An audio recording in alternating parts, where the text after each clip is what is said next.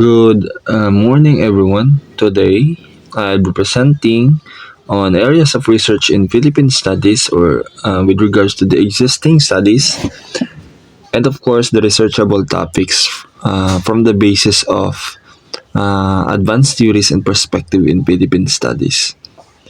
For those who already took the advanced theories and perspective in Philippine studies, I make this as my reference. And for those who didn't took, just yet took the advanced theories, it would be a great help for us to really start and for this to serve as a basis in formulating or constructing our research titles and problems.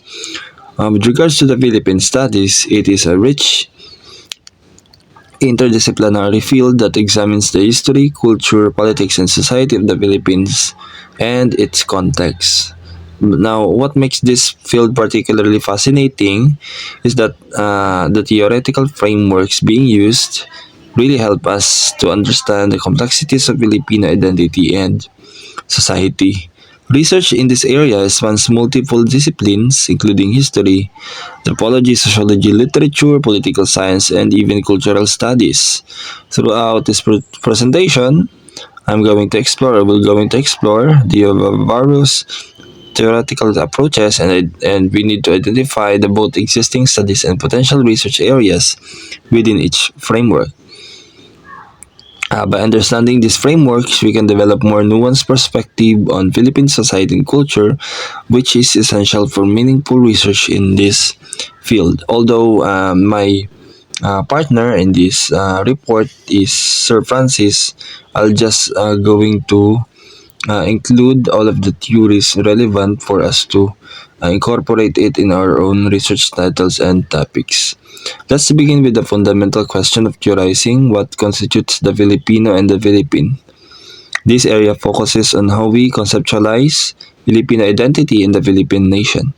Several important studies have contributed to this area, including Ngahev and Lee's work on area studies theory, as well as Mendoza's research on indigenization discourse and Legasto's critical examination of Philippine studies evolution. Looking forward, there are numerous promising research opportunities in this area. For instance, how is digital migration impacting the evolving concept of Filipino identity? Or what role does language play in shaping identity in a multilingual society like the Philippines? And how does Filipino identity differ when constructed in diasporic communities versus the homeland? These questions represents just a few of many research paths that you could yield valuable insight into Filipino identity formation.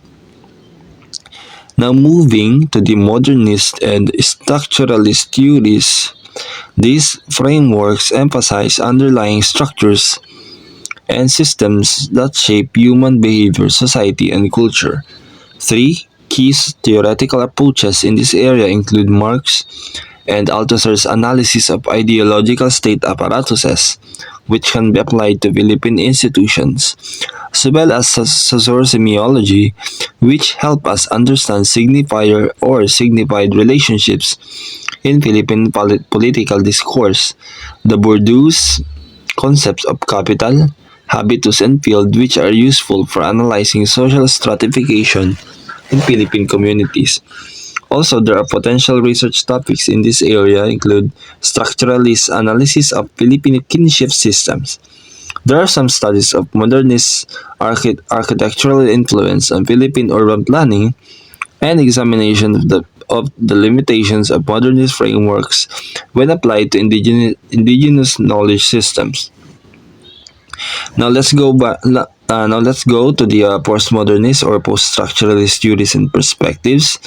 Postmodernist and post-structuralist theories challenge the foundational assumption of modernism, questioning grand narratives and fixed meanings. So we can directly use the postmodern theories if we want to dive deeper into the um, questioning the grand narratives of the modernist theories. Key theoretical frameworks include Michel Foucault's concepts of power and knowledge, which can be illuminate Philippine historical narratives.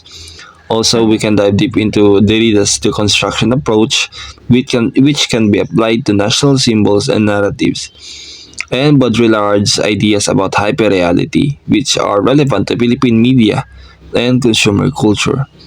Exciting research opportunities in this area include applying Lacan's concepts to understand Filipino subjectivity formation, using Deleuze and Guattari's rhizomatic thinking to analyze Philippine social movements, and investigating how digital technologies are constructing new realities in the Philippines. Now, for the post-colonial and decolonial theories, these are the particular relevant to the Philippines given its history of Spanish and American colonization. Edward Said's Orientalism helps us analyze Western representation of the Philippines, while Homi Bhabha's concept of hybridity is useful for understanding cultural identity formation in Filipino diasporic communities. Spivak, words on the uh, subaltern provides tool for examining marginalized voices in the Philippine history and contemporary society. Now, research opportunities include applying Quijano's colonial or modernity framework to Philippine social structures, exploring Mignolo's decoloniality concept in relation to indigenous knowledge systems, and using Fogelson's non-events to reconstruct marginalized historical narratives. For the intersectionality, or the critical race theory and the queer of color critique, uh, it offers a powerful analytical tools for understanding overlapping systems of oppression and identity. Kimberly Crenshaw's intersectionality framework help us understand how different forms of discrimination overlap in the Philippine context. Judith Butler's performativity theory can illuminate gender and sexual identities in contemporary Philippine society. Nancy Fraser's politics of redistribution, recognition, and representation provides a framework for addressing inequalities. Research opportunities include applying queer of color critique to Philippine LGBTQ+ experiences, examining the intersections of gender, class, and labor migration for overseas Filipino workers, and investigating colonial legacies on gender and sexual norms through an intersectional lens. Now let's look at how modernist theories have been specifically applied in the Philippine context. In terms of Marxism and nationalism, key works include Constantino's The Philippines, The Past Revisited, and Guerrero's Philippine Society and Revolution. For national identity, culture, and tradition, important contributions include Hocano's Filipino Prehistory and Scott's Barangay 16th Century Philippine Culture and Society. There are promising research areas which includes studying how modernist art and architecture reflect or challenge colonial legacies and national aspirations, and exploring the tension between the traditional Filipino values and modernist ideals in contemporary society. Going to the next slide, which is the postmodern theories in the Philippines, it also found a unique expression in Philippine scholarship. The so-called Cornell Mafia scholars, including Ileto, Rafael, and Howe, had made significant contributions through works like Passion and Revolution, Contracting Colonialism, and Elites Ilustrados in Philippine Culture. In the realm of art, media, and archives, important works include Lico's Edifice Complex and Mujeres Isabella's Archives. Now, the research opportunities include analyzing the impact of digital media on the dissemination of postmodern ideas in the Philippines and conducting postmodern analysis of political discourse and populism in the Philippine context. For our research opportunities and future directions, to conclude, let's look at some key research gaps and recommendations for future research in Philippine studies.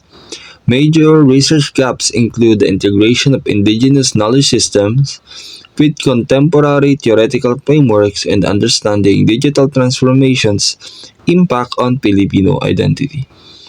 I recommend developing interdisciplinary approaches that combine multiple theoretical perspectives and prioritizing collaborative research between scholars in the Philippines and the diaspora.